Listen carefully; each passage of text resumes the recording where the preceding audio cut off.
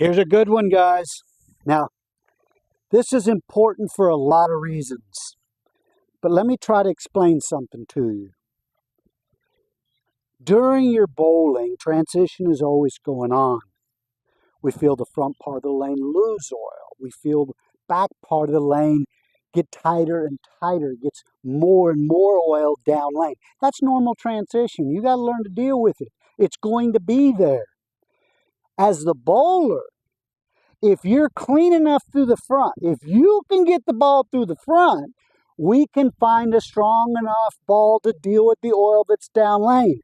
If you can't get it through the front, then we struggle finding a ball to match up to the oil that's down lane. Some of you are going to just be following the oil as long as you can. Okay, as long as you can. Time will happen when you won't be able to do that anymore. Then you're going to have to get it through the front to use a ball that won't see so much oil down lane. That's normal transition. Expect it to happen and don't blame anybody else. But you got to monitor it. How the ball comes off of your hand is super important no matter what your rev rate is. The person whose hand is locked up, muscle grabbing onto it, there's no play. The ball doesn't have any play. The hand doesn't have any play. So they struggle when the front part of the lane loses oil. They keep that strong hand. They try to throw it through there, and they see more oil down lane. And they struggle with that transition of the oil going down lane and disappearing in the front. Your thumb exit is critical. We want to coordinate your acceleration with your thumb exit. You don't get to double accelerate. You get one opportunity. So you have to learn to get the thumb out when the ball is accelerating. You want to know where it is? Typically, it's right when your elbow reaches your hip.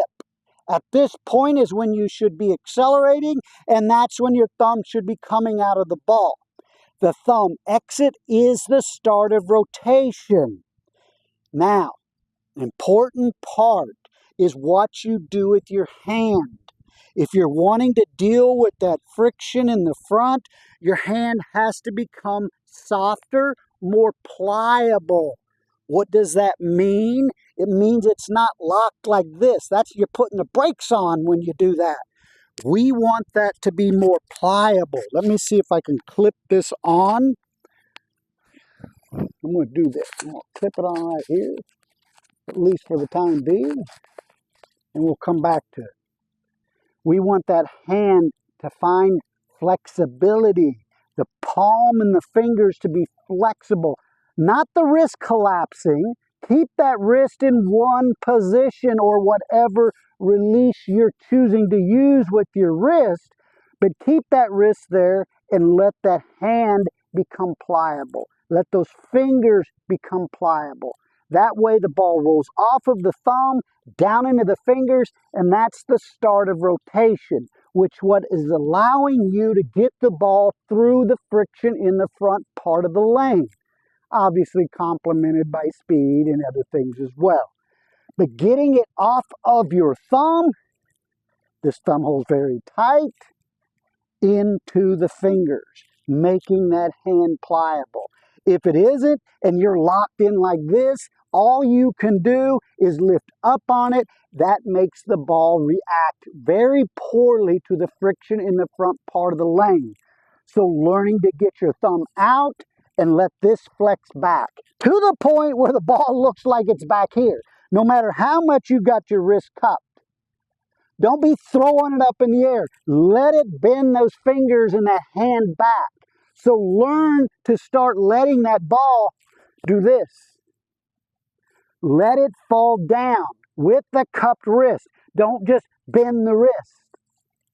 Very important part. Learn to do that away from the lanes. Learn to do that in the comfort of your own yard. Do it in the house, up against an old couch. There's other ways to do it as well. But take that concept and use it, train it, monitor it, and you'll find that you can get the ball through the front and then find a ball that helps you deal with the amount of oil that's down lane. If you clamp onto it and you're lifting up and there's no pliability in your palm and your fingers, you're going to struggle with oil in the front. I don't care what your rev rate is. So understand that. That's a very, very important part of the unload sequence. Bowl you for all the right reasons.